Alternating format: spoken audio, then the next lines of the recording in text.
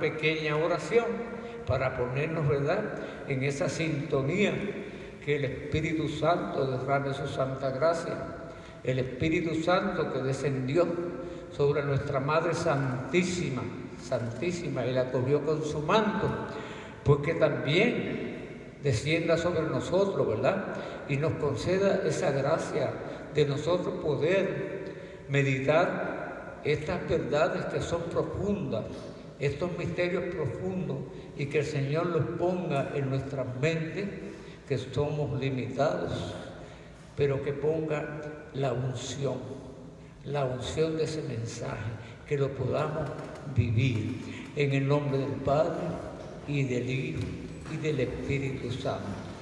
Ven, Espíritu Santo, llena los corazones de tus fieles, enciende en ellos el fuego del amor. Envía, Dios mío, tu Santo Espíritu, y todo será de nuevo creado, y renovarás la paz de la tierra. Oh Dios, que has instruido los corazones de tus fieles, con la luz del Espíritu Santo, concédenos que sintamos rectamente de tus divinos consuelos, y que gustemos de la dulzura del bien. Por Jesucristo nuestro Señor. Amén. Y le pedimos el pan a nuestro Padre Celestial, para que Él derrame ese pan de su gracia y ese pan de su verdad.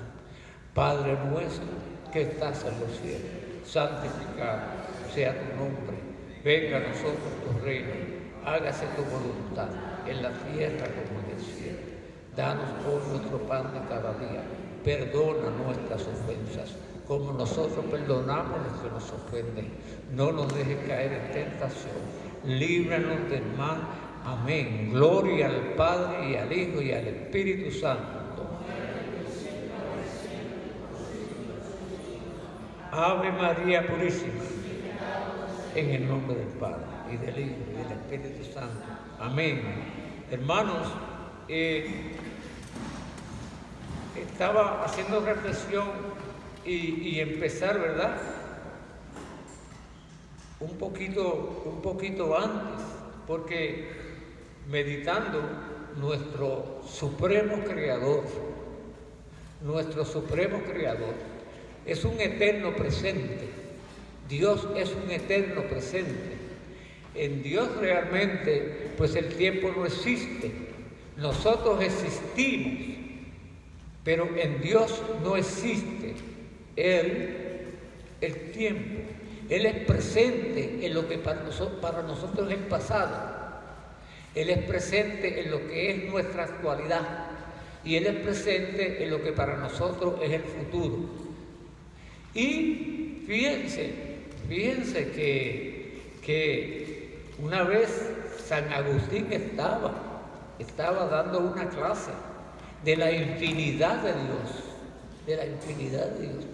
Y entonces, en una pizarra, él puso un punto,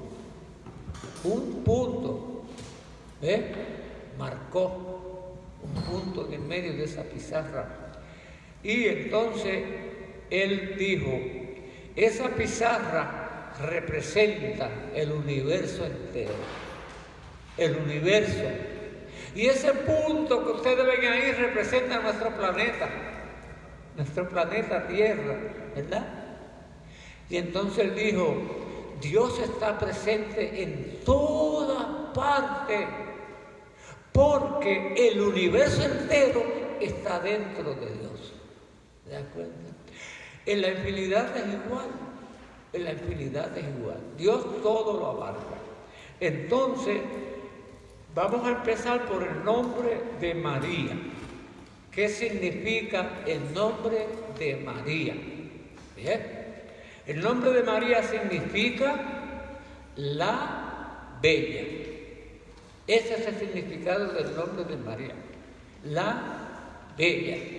Y ese nombre fue escogido por Dios. Aquí estamos hablando de la predestinación de María. Y esto lo encontramos, queridos hermanos, en el párrafo 2 del artículo 487 al 511 del Catecismo de la Iglesia. la predestinación. Así como nosotros también tenemos una predestinación, porque Dios es un eterno presente. Cuando nosotros todavía no habíamos nacido, en Dios sí estábamos presentes, estábamos en su plan. La Santísima Virgen María estaba presente en el plan de Dios, que es el título de esta plática. Y entonces, pues la Santísima Virgen María es la criatura de más alteza, de más plenitud en gracia.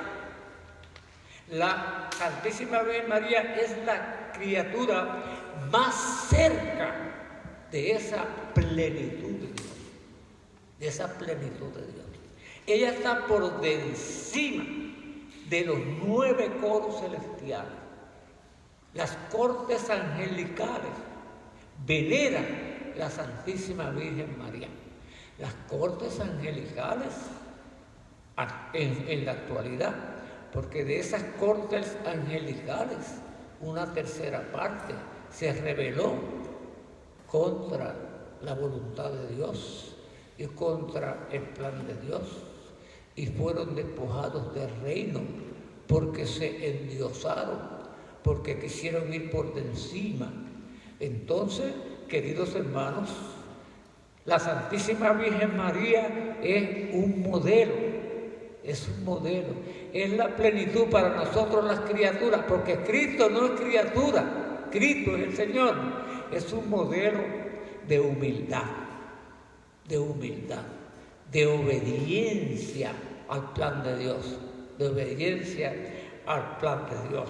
Entonces, vamos a hablar un poquito del linaje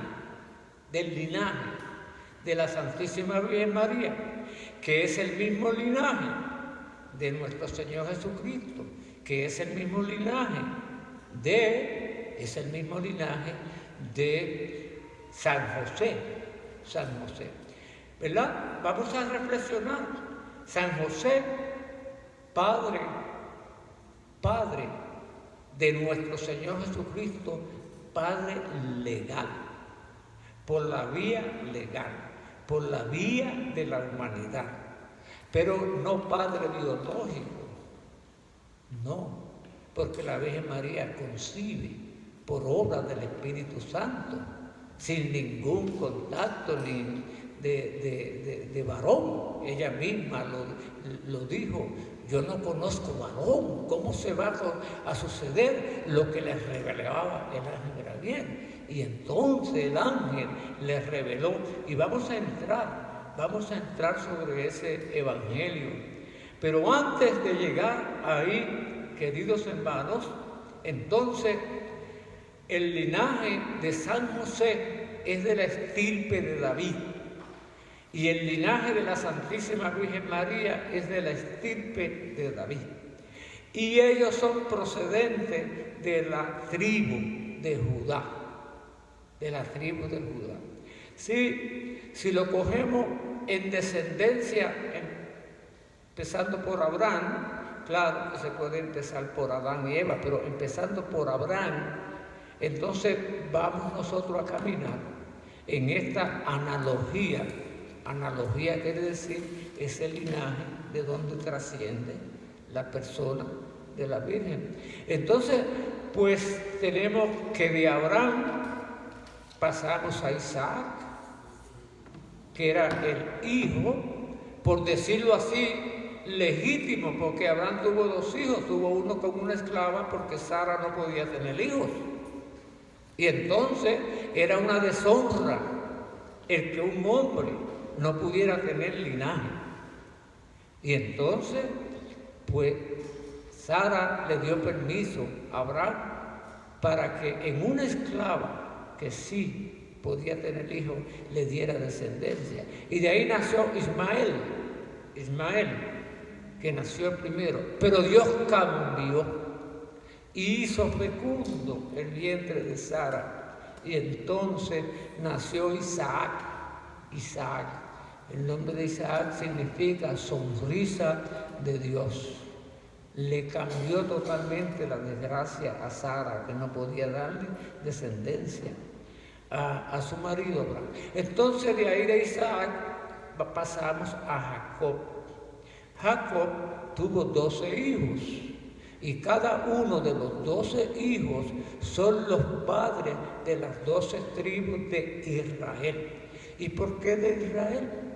Porque Dios le cambió el nombre a Jacob y lo llamó Israel. Y entonces, pues, los hijos de Jacob, que son los mismos hijos de Israel, son los padres de las 12 tribus. Y de esos 12 hijos, uno pues se llamaba Judá.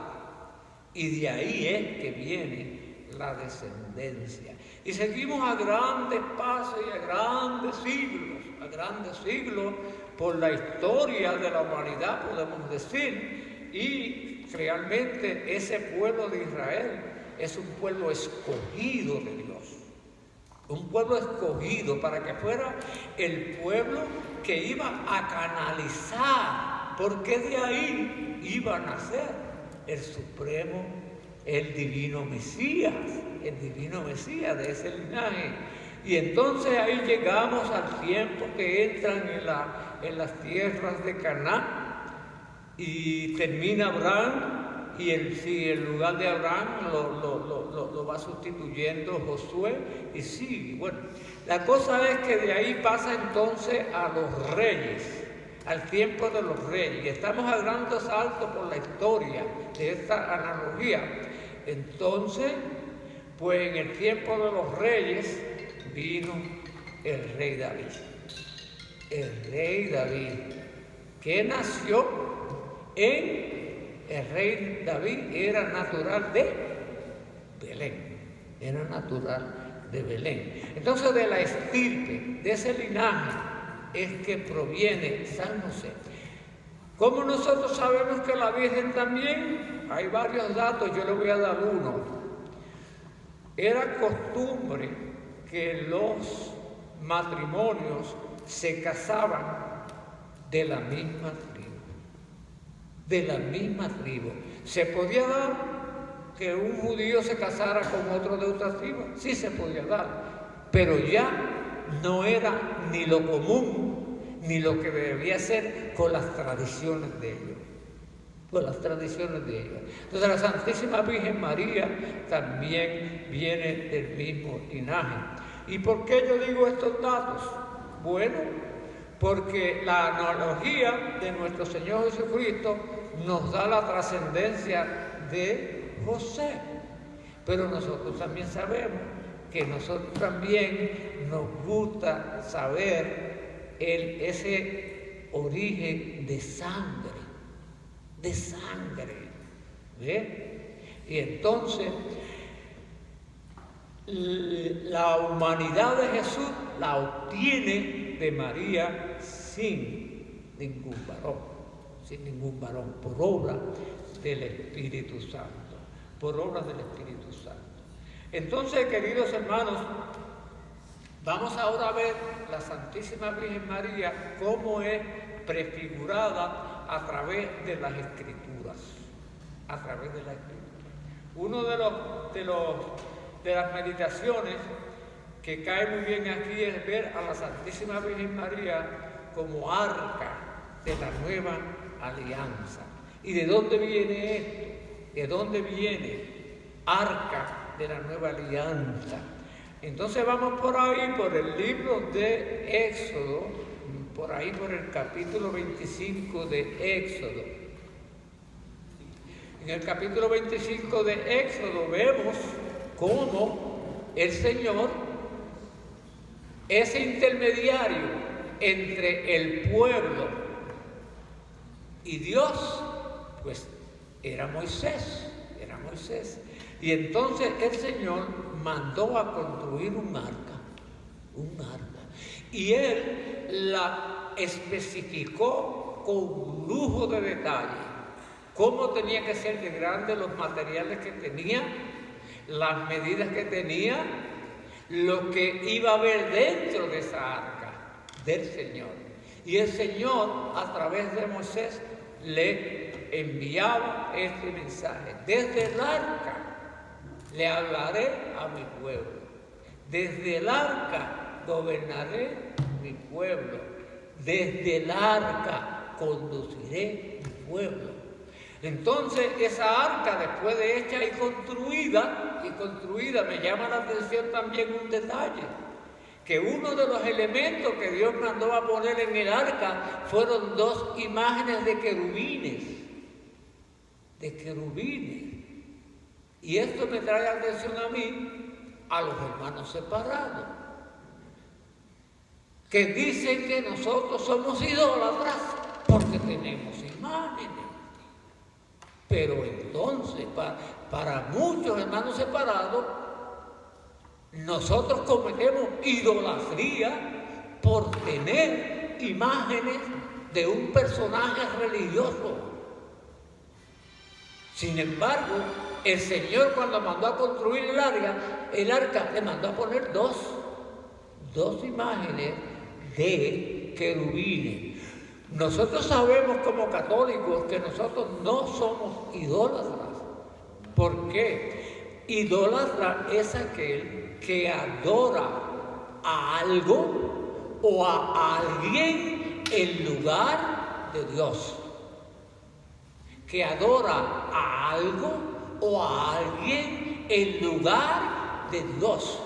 Nosotros no adoramos ni siquiera a la Virgen, veneramos. Y la veneración es un culto, pero no es de adoración. La veneración es reconocimiento y tributo que se le da a una persona por sus capacidades. A la persona se le puede dar reconocimiento por las obras que hace, a la persona se le puede dar reconocimiento por los talentos, por ser un bienhechor. Entonces se venera cómo Dios se manifiesta. Se ha manifestado en la Virgen, se ha manifestado en los santos, se manifiesta en los ángeles. También nosotros podemos dar culto de veneración a los ángeles, a los santos y a la Virgen, y no tiene que ver nada con adoración. Pero vamos al arca del Señor. Dentro de esa arca habían 3 elementos muy importantes. Estaban los escritos con las tablas de la ley, de los 10 mandamientos.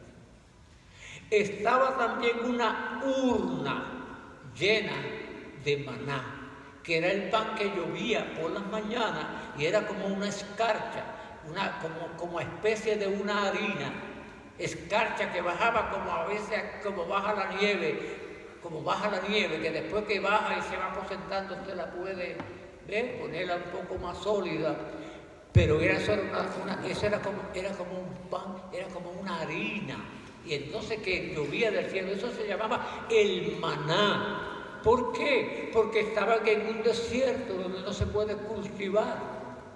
Y el Señor con el maná los alimentaba y de una roca brotaba agua para que pudieran sobrevivir la peregrinación del desierto.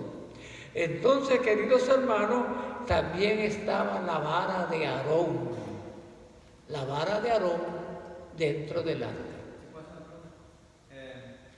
Quería que nos explique si los hermanos ya estábamos hablando de las imágenes de Yo no oigo bien. Al final vamos a ver preguntas y respuestas. Anote ahí entonces, al final. Ok, está bien, entonces esperemos al final. Gracias. Okay. Entonces, la vara de Aarón. ¿De dónde viene la vara de Aarón?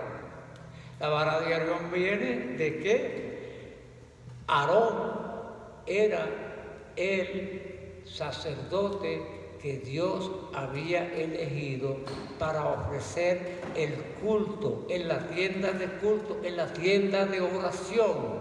Y Aarón era el sacerdote del pueblo. Pero había otros aspirantes que querían también ser sacerdotes. Y entonces le daban dolores de cabeza a Moisés. Y Moisés le daba las quejas al Señor. ¿Ves?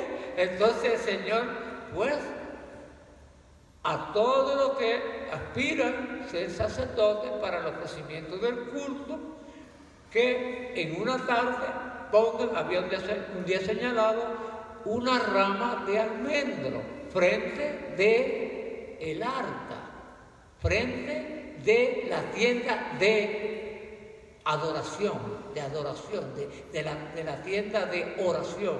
Entonces, en la mañana siguiente, la vara que esté florecida, la rama que esté florecida, para dar fruto, a quien pertenezca, ese es elegido por Dios para ofrecer el culto. Y al otro día, ¿qué pasó? Solamente una rama estaba florecida, y esa rama era la de Aarón. ¿Se da cuenta? Entonces, esos elementos fueron, cuando la construcción del arca, fueron a pertenecer ahí dentro. Entonces, queridos hermanos, el pueblo de israelita tenía mucha batalla, mucha guerra. Hace como 2 domingos, tengo entendido, 2 domingos atrás, el Evangelio nos hablaba cuando Moisés, ¿se acuerdan ustedes que Moisés estaba orando porque el pueblo de israelita estaba en batalla? Y entonces cuando estaba Moisés en una montaña orando, el pueblo iba ganando, y cuando él se cansaba, el pueblo iba retrocediendo. Entonces, ese ejército era el de amalecitas. Entonces, 2 ayudantes de Moisés lo sentaron en una piedra para ellos mantenerle los brazos en oración por el pueblo. Y así duró todo el día, y el ejército israelita venció a los amalecitas. ¿Se dan cuenta? Entonces, queridos hermanos, seguimos con la trayectoria. Entonces, Aarón, el elegido por Dios para el culto, para ofrecer a Dios el sacrificio, la oración por el pueblo, porque ese era el papel del sacerdote, ofrecer la oración de sacrificio, holocausto por el pueblo. Y primero tenía que hacer oración por su pecado, por su falta, prepararse para entonces interceder por el pueblo. Pero hubo una guerra, hermanos, que el pueblo israelita perdió, y fue con los filisteos. Y cuando perdió la guerra, como siempre, el ganador se queda con todo. Perdieron el arca. Y entonces el pueblo quedó completamente desmoralizado, desanimado, destruido, porque habían perdido la fuerza, el centro, habían perdido el arca del Señor. Ese era el aposento de la fe, esa era la fortaleza del pueblo, porque el Señor luchaba con ellos. Entonces, queridos hermanos, pero también tenemos que ver que el pueblo israelita también era duro, y se desviaba. Y entonces recibió muchos castigos. Y uno de los castigos fue que perdió esta guerra con los filisteos.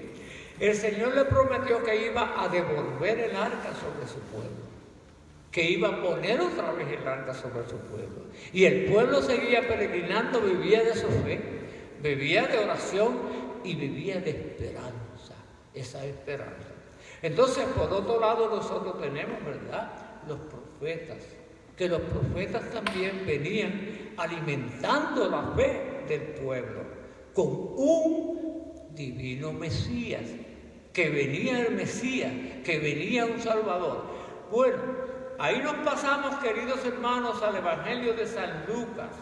El Evangelio de San Lucas, en el capítulo 1 y verso 26 en adelante.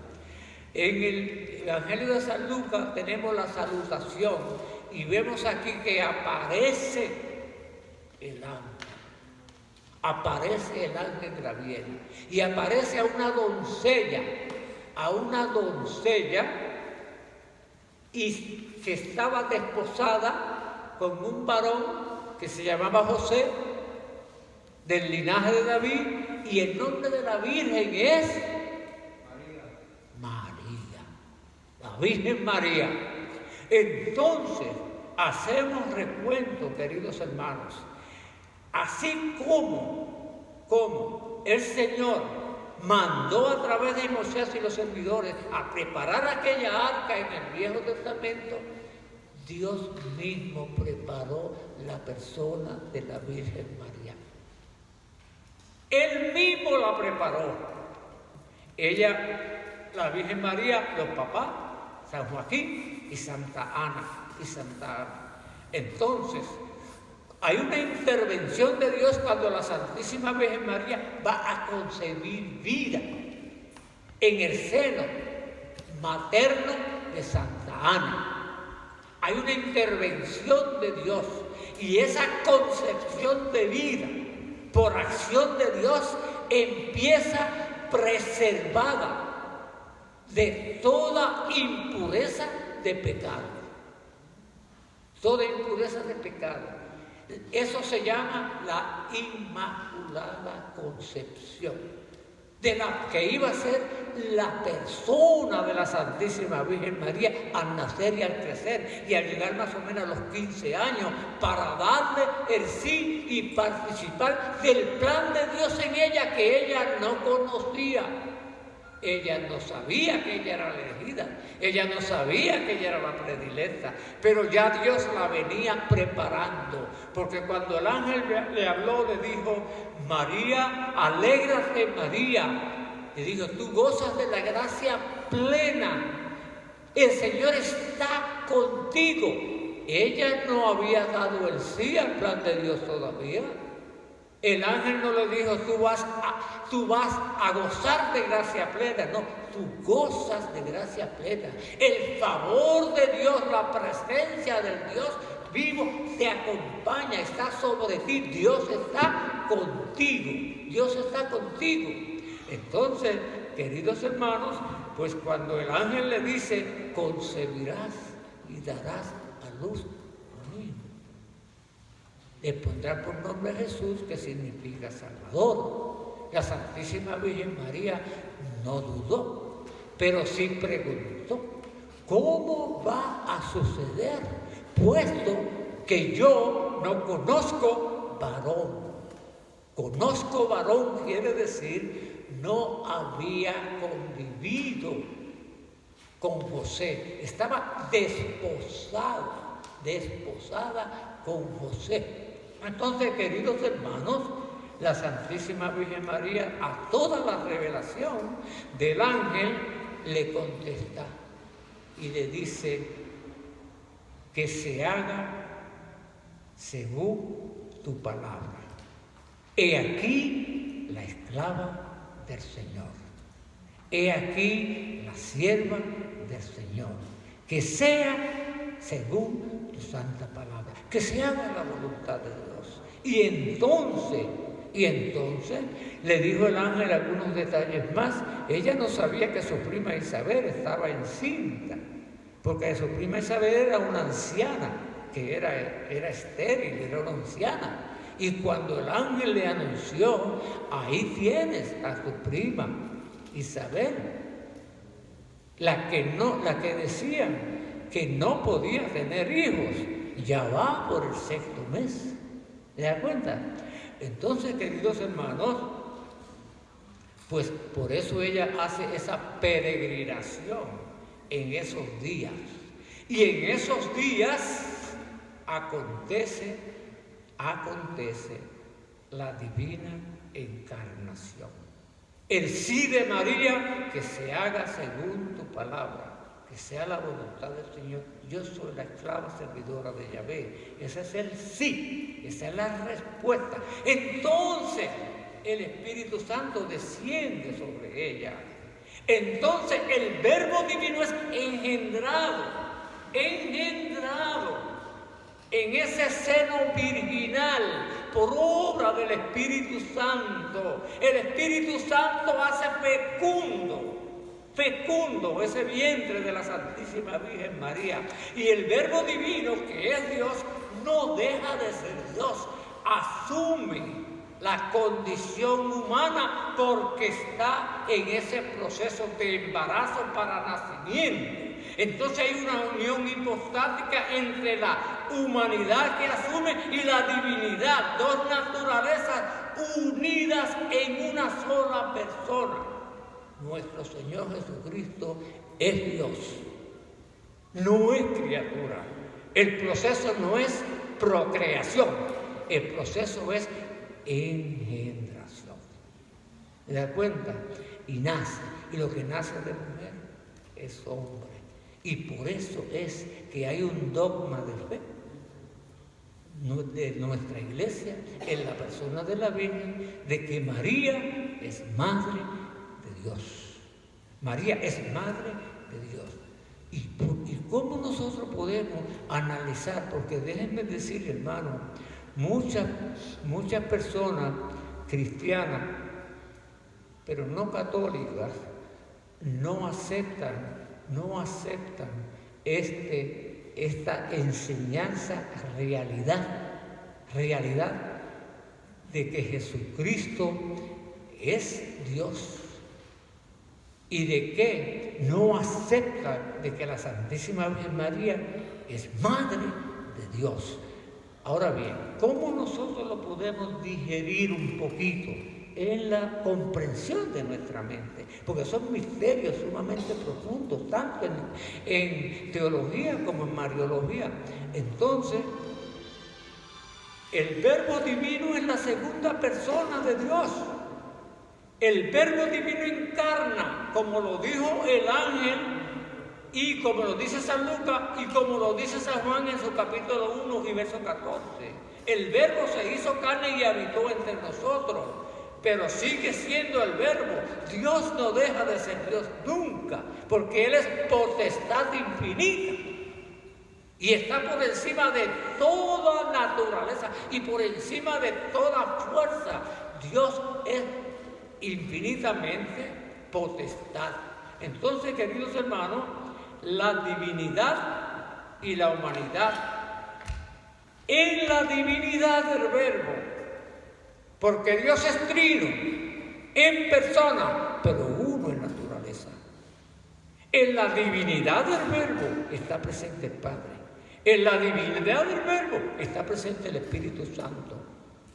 Donde está una persona de la Santísima Trinidad, están presentes por divinidad las tres personas.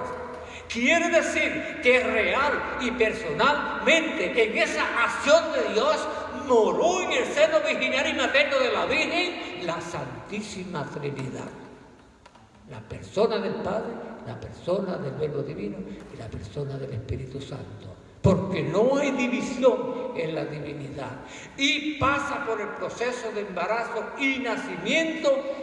Y María es madre de Dios. Por ser la madre del Verbo. Porque en el Verbo está la presencia del Padre. Y porque en el Verbo está la presencia del Espíritu Santo.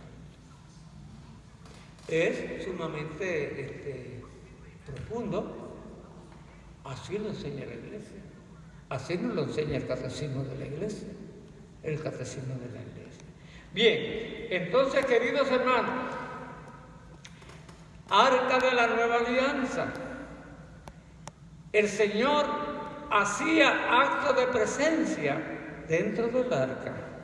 Y ahora, en la Virgen María embarazada, el arca es ella. La alianza que vino a unificar el pecador, que pertenecemos al reino de las tinieblas, con la gracia santificante en presencia de Dios. Él es la alianza viva, el arca es la Virgen y Jesús la nueva alianza. Y por eso es que la Iglesia la llama Tabernáculo del Altísimo, porque ¿Qué es lo que hay en el sagrario? Un tabernáculo, un sagrario. Una vez está la hostia consagrada, está presente Jesucristo en su totalidad, persona total, Dios y hombre, y por la divinidad de Jesucristo divino está presente el Padre y está presente el Espíritu Santo. Y cuando la Iglesia nos da la Sagrada Comunión a nosotros, que nos dicen el cuerpo de Cristo, estamos recibiendo la persona de Cristo en su totalidad, y en la divinidad de Él está presente el Padre y el Espíritu Santo. Nosotros recibimos a Dios cuando comulgamos. Cuando comulgamos recibimos a Dios completo. El Padre, el Hijo y el Espíritu Santo, la humanidad de Jesús también. Y por eso es, queridos hermanos, que el cristiano adoramos la Eucaristía. Porque el pecado de idolatría es adorar a algo o a alguien en lugar de Dios. Pero la Eucaristía no es algo. La Eucaristía es la presencia real y personal del mismo Dios. Del mismo Dios. Y por eso adorar el Santísimo Sacramento es adorar la presencia de Dios, que en esa transparencia de pan y vino hay una acción del Espíritu Santo transformadora, que deja de ser pan para hacer la carne de Cristo, deja de ser vino para hacer su sangre. Está la humanidad presente de Jesucristo, unión hipostática a la divinidad, y el Padre y el Espíritu Santo unidos al Verbo Divino. La Eucaristía es Dios entre nosotros. Eso es lo que la Iglesia nos enseña.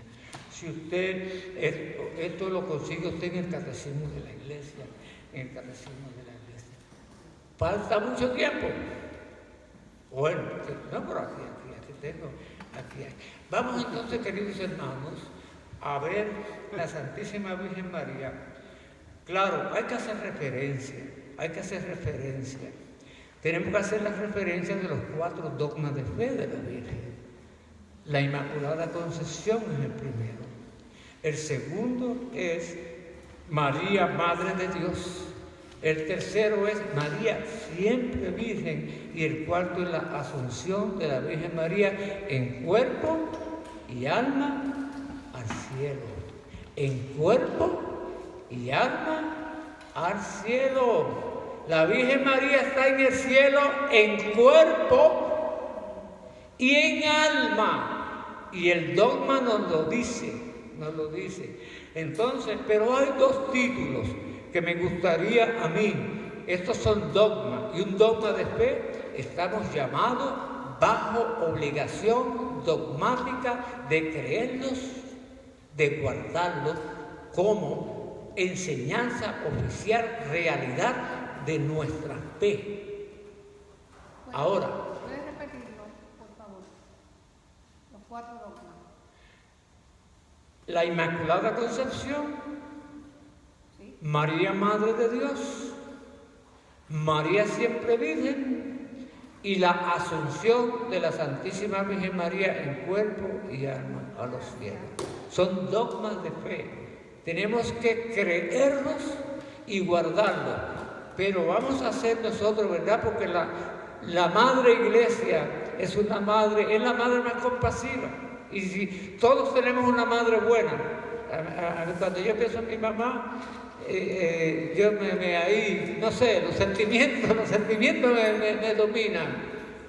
Pero cuando nosotros hablamos de nuestra Madre Celestial, la Santísima Virgen María, está por encima de los ángeles, porque es la criatura más plena en amor, más plena en gracia santificante, más plena en cercanía de la infinidad de Dios. ¿Se da cuenta? Entonces hay unos títulos que son María, Madre de la Iglesia, y la Santísima Virgen María, Reina Universal. Reina Universal. Esos son títulos. Y son títulos que se desprenden, son como frutos que se desprenden de toda la realidad de la manifestación de Dios en ella, en especial los dogmas de fe. Los dogmas de fe. ¿Te das cuenta? Entonces, vamos a hablar un poquitín sobre... Voy a coger el que debe ser el último, lo voy a coger aquí a lo por pleno, el segundo. Este título de María, Reina del Universo, es que es, hermano, cuando nosotros nos ponemos a meditar, es obvio. Mire, en todo reinado, la hija del rey es reina. En todo reinado, la madre del rey es reina. En todo reinado, la esposa del rey es reina. Ella es la hija predilecta del Padre, el Rey soberano. Ella es la madre del Verbo encarnado, Jesús, nuestro Señor Jesucristo, Rey del universo. Ella es esposa del Espíritu Santo. Esposa del Espíritu Santo porque concibió por obra del Espíritu Santo.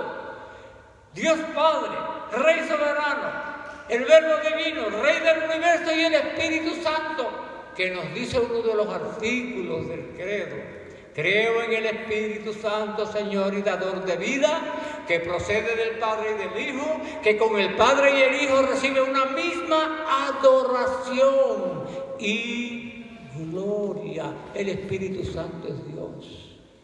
Y entonces la Virgen María es reina, porque es la madre del rey, porque es la hija del rey, porque es la esposa del rey.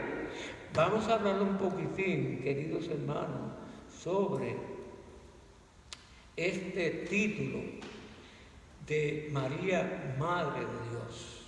De María, Madre de la Iglesia. Madre de la Iglesia. Miren, cuando nosotros rezamos el Santo Rosario en las letanías, cada letanía que nosotros hacemos es un título, es un privilegio, es una manifestación que Dios hizo en ella. Ahora, esta proclamación de que ella es Madre de la Iglesia, la proclamó el mismo Señor Jesucristo en el patíbulo de la cruz. Pero antes de llegar al Monte Calvario, vamos al libro de Génesis, en su capítulo 3 y verso 15. Y dice así, se lo voy a decir de mente. Dice, después, cuando usted lee el capítulo 3, del verso 1 al 14, usted se va a encontrar con la tentación y la caída. ¿Y de quién habla? Pues de la primera Eva, de Eva, porque Eva fue la que a través de la serpiente concibió la tentación y sucumbió a la tentación. Pero mire lo que dice el Señor le habla a la serpiente, le habla también a Adán y Eva, con que habéis comido del fruto prohibido, del árbol de la ciencia del bien y del mal. Y le dice a la serpiente: pondré enemistad entre ti y la mujer, entre tu descendencia y la de ella. Ella te aplastará la cabeza, tú te abalanzarás sobre su talón, herirás su talón. Fíjense, habla de dos descendencias.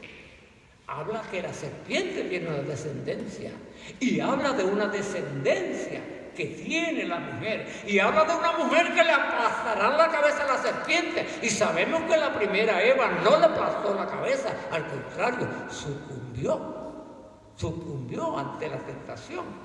Entonces, ¿de quién está hablando? ¿De quién está hablando? De la persona de la Santísima Virgen María. Entonces, ¿cuál es la descendencia de la mujer? La descendencia de la Santísima Virgen María, que por ser madre de Jesús, ella es nuestra madre, porque nosotros por el bautismo nos redime su divino Hijo y nos hermana con Él. Es madre espiritual, nos hermana en sacramento con Jesucristo. Y entonces la descendencia de la mujer es la descendencia, que es la iglesia. Miren, en el capítulo 2 de San Lucas, cuando llevan el niño al templo, entonces Simeón lo levanta en brazos y dice: este niño es un signo, en él se conocerán los sentimientos del corazón de todos los hombres. Es piedra de tropiezo para muchos, piedra de salvación para muchos, y a ti una espada atravesará tu corazón. ¿Quién choca con nuestro Señor Jesucristo? ¿Quién rechaza a nuestro Señor Jesucristo? ¿El hombre de buena voluntad o el hombre de voluntad soberbia? ¿Y cuál fue el primer pecado que hubo? Primero en el cielo y después en el jardín del Edén, el pecado de la soberbia, de la desobediencia, la descendencia de la serpiente, del enemigo. Pero entonces, queridos hermanos, yo pensaba y meditaba, pero Génesis dice que por el pecado entró la muerte, y con la muerte todos los sufrimientos. Pero la Santísima Virgen María es inmaculada. ¿Por qué ella entonces padeció la herida de la serpiente? ¿Por qué la padeció? Porque es la compasión de María en el plan redentor, por la unidad que tiene con su divino Hijo redentor. Entonces, queridos hermanos, cuando Simeón le dijo: una espada atravesará tu alma, esa espada la sufrió toda la vida, porque toda la persecución con nuestro Señor Jesucristo, todo lo que lo perseguían para eliminarlo, ella sufría, pero especialmente en la pasión y muerte, y en la cruz nuestros. Pero hubo una estación que es en el cuarta estación del Vía Crucis, el encuentro de la madre con Jesús con su madre. Y entonces Jesús ve el sufrimiento, la espada de Simeón, cómo era que estaba hiriendo el corazón materno, y trata así ensangrentado, lleno de polvo y de sangre, con las caídas que había sufrido, con los azotes, sacando consuelo para su madre. Y le pone palabras parecidas a esta: tú sabes que esto tiene que pasar, que esto es para la redención. Y cuántas palabras le diría él a su madre para darle fortaleza, para darle consuelo. Pero la Virgen todo lo acepta, todo lo guarda en el corazón, y le dice: no te olvides que también soy madre. No puedo evitar sufrir, no puedo evitar este suplicio, este dolor. No lo podía evitar. ¿Por qué? Porque era su hijo, porque es madre. En la cruz, Jesús le dice: madre, he ahí tu hijo, hijo, he ahí tu madre. Pero cuando nosotros reflexionamos un poquito más amplio, ¿a quién se lo dijo? ¿Cuándo se lo dijo? El Viernes Santo en la cruz. ¿Y a quién se lo dijo? A Juan Evangelista, el discípulo amado. Pero ¿quién era Juan Evangelista el Viernes Santo? ¿Cuándo fue que nuestro Señor Jesucristo instituyó el sacramento de órdenes sagradas para los sacerdotes de la iglesia, ofrecer la oración redentora? ¿Cuándo fue que lo instituyó el sacramento de órdenes del sacerdocio? Fue el Jueves Santo, en la última cena. En Juan estamos representados todos los redimidos, y está representado la iglesia con su sacerdocio. Juan era sacerdote instituido por Jesucristo el día antes, en la última cena. Y desde aquel entonces, en discípulo la acogió en su casa, ¿verdad? Es que debe ser para nosotros, especialmente los varones. ¿Y por qué yo digo esto? Porque la iglesia, yo creo que en oración, como que la iglesia le dé más a las mujeres que a los varones, porque las mujeres rezan el rosario y casi siempre los varones somos los que son más retrasaditos en eso. ¿Es o no es? Eso no es. Entonces, y sin embargo, mire, a un varón fue que se la encomendó. Hay muchas cosas que se pueden decir en este pasaje, muchas cosas. Oiga, como dice, ¿verdad?, en la televisión, ¿sabía usted que los judíos tenían muchas costumbres que ellos guardaban? Y una de las costumbres era que cuando moría el esposo, la custodia le tocaba al hijo mayor. Y eso era ley. El hijo mayor se tenía que hacer cargo de ella. Y se asume que para ese entonces San José había muerto. El mayor y el único era Jesucristo. Entonces lo estaban matando. Tiene que entregarle la madre a alguien que se la cuide, pero por ley tenía que ser a un hermano menor que Jesucristo de sangre. Pero como no había ninguno, se la entregó al hijo de Zebedeo. Y los protestantes dicen que la Virgen tuvo más hijos carnales. Y si tuvo más hijos carnales, ¿dónde estaban para que Jesucristo le entregara a su madre a un extraño? ¿Se da cuenta? La equivocación que hacen los protestantes. Y después dice que tuvo más hijos que la Biblia lo dice. Y cuando usted examina y busca quiénes son ellos, por ejemplo, José, Santiago, Simón, Judas, usted le encuentra en las Sagradas Escrituras los padres y la madre de dónde vienen. Entonces, ¿qué van a decir los protestantes? Que además de más hijos carnales, tuvo muchos maridos. Porque eso es lo que están diciendo. ¿Seguro? Porque le están diciendo que uno que Simón, que nació que es cananeo, que es hijo carnal. Están diciendo que Santiago, y Santiago, que es hijo de Zebedeo, es hijo carnal. Eso lo dicen ellos, los protestantes. Están diciendo que Judas, cuando Judas mismo en la carta, léale la carta de Judas. La carta de Judas se introduce: yo, servidor de Jesucristo. Y él, Judas, servidor. ¿No se cree usted que si hubiera sido hermano carnal se hubiera introducido así? Yo, hermano de Jesucristo, se introduce: yo, siervo, discípulo del Señor.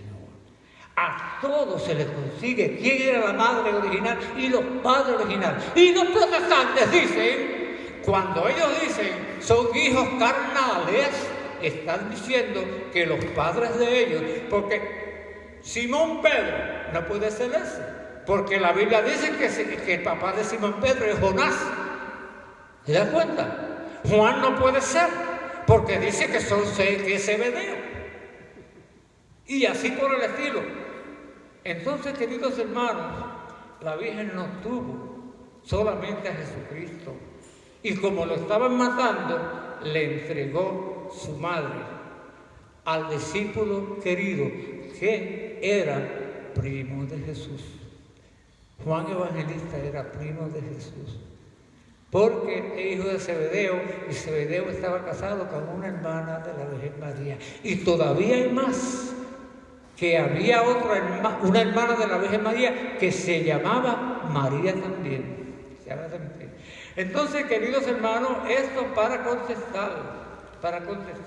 Me gustaría, si me quedan, el tiempo que me quede, porque no quiero, ¿verdad? Estos son unos títulos muy grandes, pero quiero hacer mención de algunas devociones muy poderosas en la Virgen María. Bueno, mire, la espada de Simeón, los dolores de María, la cruz de María, pero cada uno de estos están numerados del 1 al 7, pero cada uno de estos encierra un sinnúmero de sufrimientos. Pasión, copasión de María, la presentación en el templo, cuando Simeón le dijo: una espada atravesará tu alma. La huida a Egipto por salvar al niño, porque Herodes lo quería matar. El niño Jesús perdido y hallado en el templo, 3 días buscándolo. El encuentro en el Vía Crucis, que fue el que le mencioné.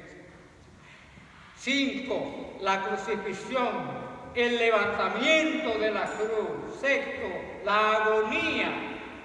7, la muerte, el lanzazo, el descendimiento y el entierro. La cruz más fuerte de los dolores de María. Ahora bien, para terminar, ¿qué me queda? 5 minutos. 5 minutos, pero yo mediante lo vamos a hacer en 5 minutos. En 5 minutos. Una devoción grande. Me llamarán bienaventurada todas las generaciones, todas las naciones. Una de las bienaventuranzas grandes de nosotros es... Pero aquí está. Esto es un compendio que los protestantes dicen que los católicos rezamos y que eso no está en la Biblia, que el rosario no está en la Biblia. Los 20 misterios del Santo Rosario están en la Biblia. La infancia de Jesús, misterio gozoso. La pasión, todos los dolores que sufrieron, pasión y muerte de nuestro Señor Jesucristo, los dolorosos, los de la luz, todos los acontecimientos de la vida pública y los de gloria, la resurrección de nuestro Señor Jesucristo. Pero oiga, ¿sabía usted cómo vino a ser el rosario a lo que es hoy día? Es una devoción muy antigua, pero yo le voy a dar brevemente. Mire, si yo lo suelto de aquí, entonces voy a tener mucho más largo, ¿verdad? Mire, parte de la oración de la iglesia era el recitar los 150 salmos en los 7 días de la semana, las órdenes religiosas. Parte, era mucho. Entonces, se le llamaba a la cuerda con cuentas para separar, se le llamaba salterio. ¿Por qué? Porque cada cuenta significaba un salmo. Y esa era la oración matinal. Entonces, queridos hermanos, pues ¿qué pasa? Que era demasiado largo, más todas las oraciones más que hace la iglesia en su liturgia de oración. Entonces vino la idea de sustituir cada salmo con un Ave María. Entonces, por siglos, el rosario constaba con 15 misterios. 15 misterios. ¿Y 15 misterios cuántos suman? 150 Ave María. Pero en el año 2001-2002, Juan Pablo II convocó de que se ampliaran los misterios luminosos, empezando por el bautismo, las bodas de Caná, la proclamación evangélica, la transfiguración en el Monte Tabor y culminando con la Santa Eucaristía. Entonces vino el rosario a ser 20 misterios. Estas 3 Ave María significan las 3 virtudes teologales del cristiano: la fe, la esperanza y el amor. La oración, que va separando las décadas, la oración de nuestro Señor Jesucristo, el Padre nuestro. Este rosario sustituyó lo que era el salterio. Amén. En el nombre del Padre, y del Hijo, y del Espíritu Santo. Pregunta y respuesta, todavía hay tiempo. Oh, hay preguntas, ok. Bueno.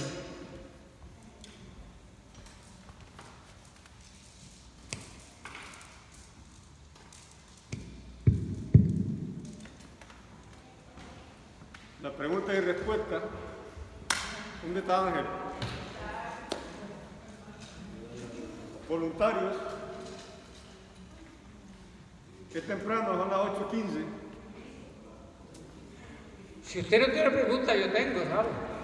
No se preocupe que yo tengo. ¿Por qué María es Madre de Dios? Y usted contesta.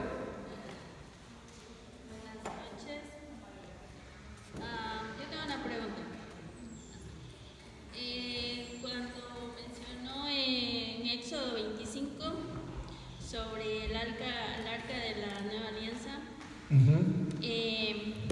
dijo algo sobre la Virgen María, que los protestantes hablaban sobre las imágenes. Sí. Y pues ellos dicen, ¿no?, que nosotros adoramos como Dios. Adoramos imágenes, dicen ellos, sí. Y una vez alguien dijo, ¿acaso tú no te has dado cuenta cuando la tocan a la imagen? Y esa es mi pregunta. ¿Está mal tocar la imagen y persignarse con la imagen después de ser tocada? No, mira, la adoración consiste en adorar a algo o a alguien con la creencia de que ese algo o ese alguien es Dios. Okay. Eso es adoración, eso es idolatría. Ahora, nosotros tenemos las imágenes, porque las imágenes nosotros las utilizamos como, número uno, no en culto de adoración, en culto de veneración, que es diferente. Entonces, no hay pecado ninguno. Veneramos las manifestaciones de Dios en esas personas que, número uno, la Virgen, los santos, los ángeles que se mantuvieron fieles a Dios. Entonces, nosotros los veneramos. Quiere decir que los amamos reconociendo una manifestación de Dios en ellos. Pero tener imagen, no. Si ustedes van a mi casa, parece una iglesia.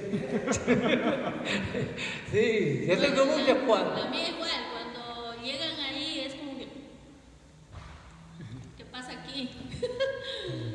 Pues no, la pregunta exacta era eso, que está mal tocar la imagen. No está mal, no está mal. Yo me acuerdo cuando yo era pequeñito, mi mamá tenía en el cuarto la imagen de la Virgen. Y tengo entendido, ¿verdad?, que era la imagen de la Virgen de la Gracia. Hombre, aquí hay dominicano.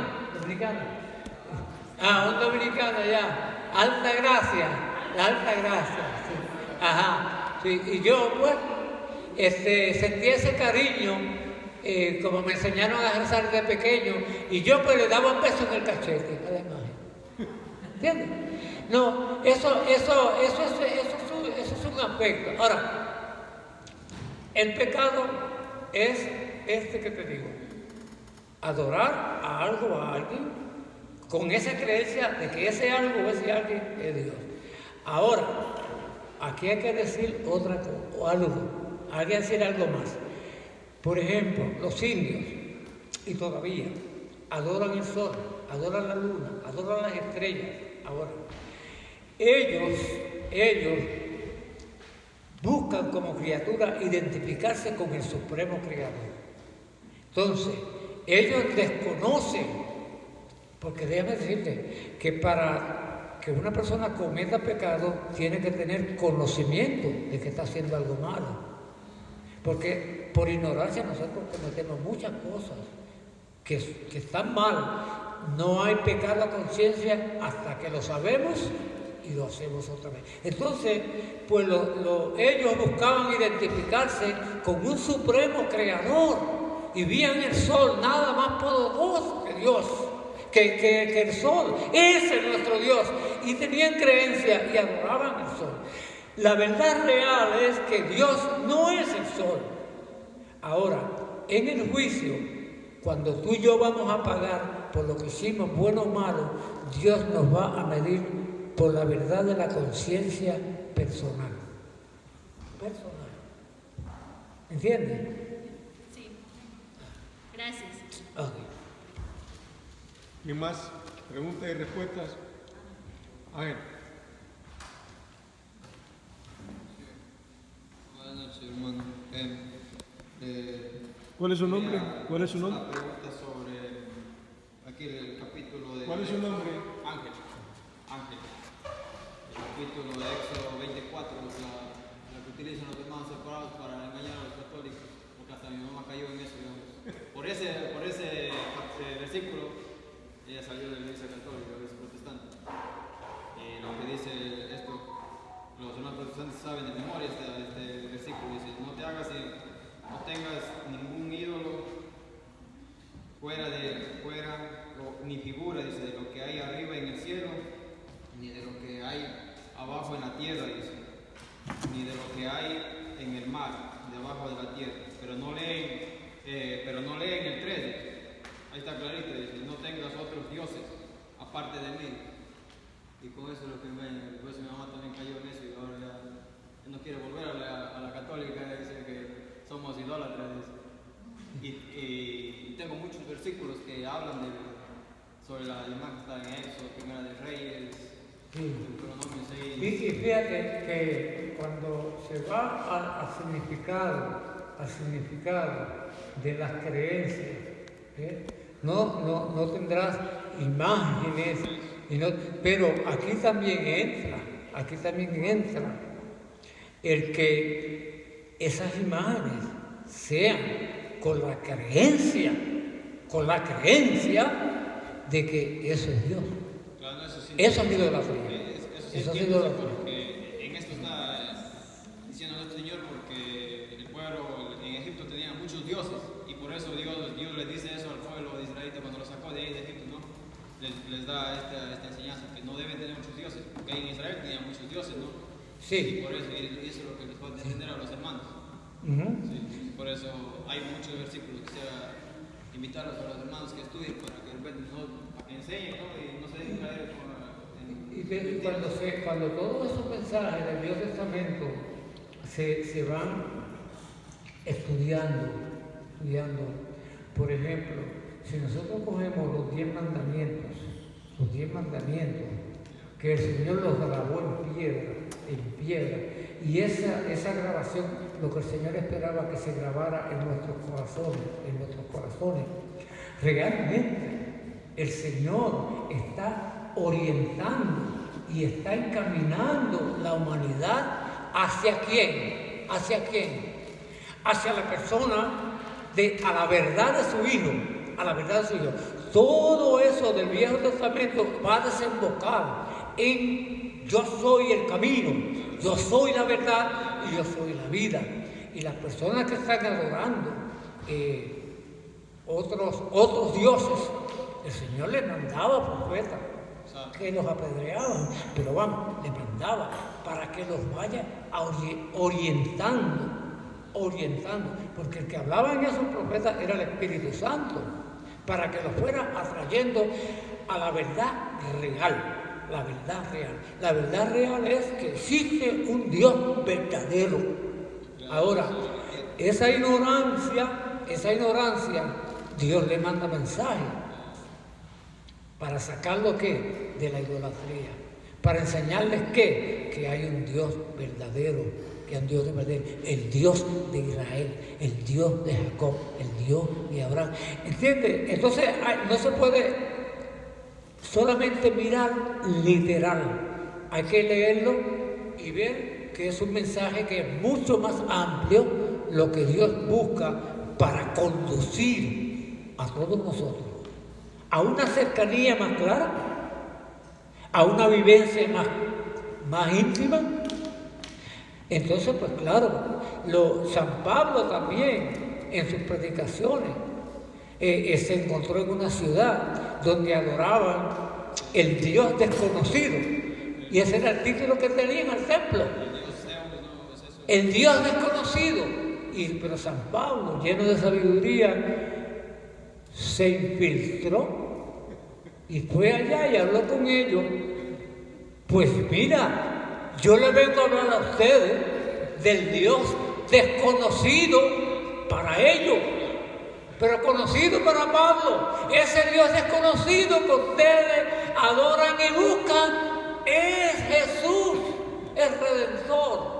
Entonces lo iba trayendo de la ignorancia, de la idolatría a la verdad. Al conocimiento del Dios verdadero. Claro. Sí, por ejemplo, para que estudien los hermanos, digamos, en Éxodo 25, 18, Éxodo Primera de Reyes 6, 23 también habla de las imágenes, para que vean que no es, digamos, lo que dice la hermana, pero también en Corintios 8, 4, Hechos 14, 11, también hablan todo eso para que no nos dejemos marear de los hermanos separados. En Hechos 17, 29 también habla nuestro Señor ahí. En Éxodo 32, 1 también habla. En Isaías 44, 16 igual. Vamos al libro de los Números, en 28, 1 también habla Dios que sobre las imágenes, pero dice imágenes de los ídolos es otro Dios. Sí, Ya. porque todo eso imágenes estaban tomando Los dioses antes. el lugar del Dios verdadero. Sí, es verdad, sí entiendo eso. Y también para en Salmos también hay, en el 115, versículo 5 también hay para estudiarlo, para que no nos vamos a marear. Deuteronomio 7:25 también, Deuteronomio 6:14 y Apocalipsis 14:4. Eso ya para los hermanos que digamos sí, que estudien para que no nos dejemos marear, porque esa como le cuento, mi mamá era católica, siempre rezábamos nuestra Madre Santísima y todo eso, pero hoy la odio. Yo creo que estamos en la misma página, y es cuestión de poner luz, ¿verdad? Estudiemos las escrituras para que no dejamos. Sí, pues poner luz, porque por ejemplo todas esas imágenes que realmente pueden llevar a una persona pues a una verdad equívoca. El Señor pone luz. ¿Por qué mandó a los profetas? Para poner luz de la revelación del reino, para poner luz de la revelación del verdadero Mesías. Entonces quiere decir que la gracia del Señor trabaja a través de sus siervos que Él está enviando. Ahora, en los nativos, los indios nativos, pues los tenemos. Ellos no conocían de Biblia, ellos no conocían de cristiandad, ellos no conocían de nada. Ellos tenían una fe natural y buscaban al Supremo Creador. Y entonces el Señor los juzgaba y el Señor los miraba por esa apertura de su búsqueda y se les revelaba a través de Biblia. Bueno, más tarde muchas tribus recibieron misioneros, pero si no, el Señor los iba guiando. Entonces hay una diferencia entre lo que es la verdad personal, la verdad real, para que sea pecado, para que sea idolatría, es aquello que se pone a Dios en ese lugar y que se hace a conciencia. Hay muchas otras preguntas, ¿verdad?, sobre el tema. Vamos a dar un fuerte aplauso aquí a mi diácono.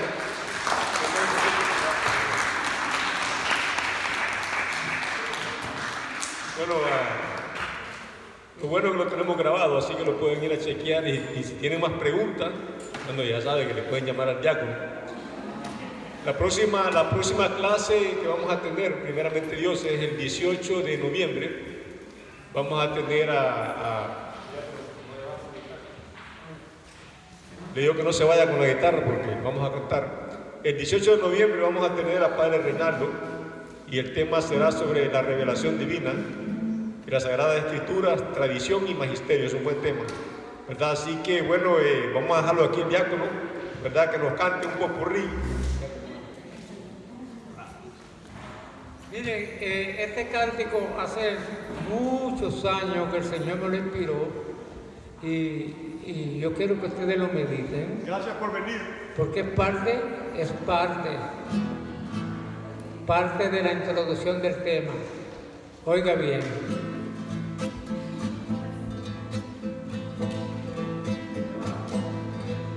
El nombre de María empezó allá en el cielo.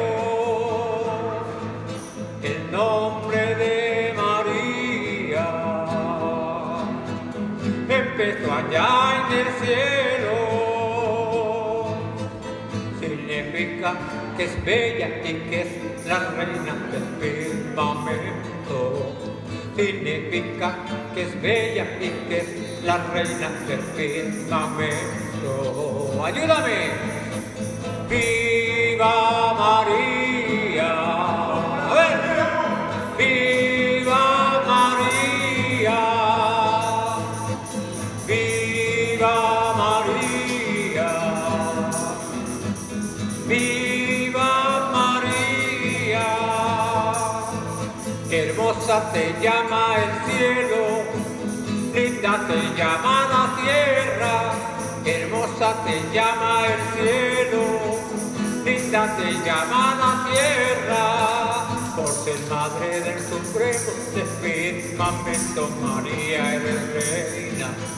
Por ser madre del supremo del firmamento, María eres reina. ¡Viva María! ¡Viva María! ¡Viva María! ¡Viva María! Hermano, ¿cómo termina el Santo Rosario? ¿Cómo que termina? ¿Cómo que termina? Virgen está mirando, mi madre está sonriendo. La Virgen está mirando, mi madre está sonriendo. Porque yo le voy cantando, ella sabe que yo la quiero. Porque yo le voy cantando, ella sabe que yo la quiero. Es la madre del amor y por eso es que yo la quiero ver. Ella es madre de bondad y por eso es que yo la quiero. La madre del Salvador. Y por eso es que yo la quiero, modelo de santidad. Y por eso es que yo la quiero, la Virgen pura sin mancha. Por eso es que yo la quiero, la Virgen inmaculada. Por eso es que yo la quiero. La Virgen que está rogando, mi madre está intercediendo. La Virgen que está rogando, madre está intercediendo. A veces se ve llorando, porque el mundo se va perdiendo. Y a veces se ve llorando, porque el mundo se va perdiendo. Es la madre del amor, y por eso que yo la quiero. Ella es madre de piedad, y por eso que yo la quiero. La madre de mi Señor, y por eso que yo la quiero, modelo de santidad, y por eso es que yo la quiero. Virgen María, protégeme, Virgen María, protégeme, y del pecado, tú líbrame, y del pecado, tú líbrame, soy feliz dándote a ti, soy feliz dándote a ti. Virgen María, ruega por mí, Virgen María, ruega por mí.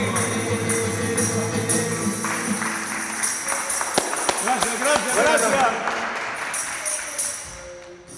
La agradece, hay que traer más gente.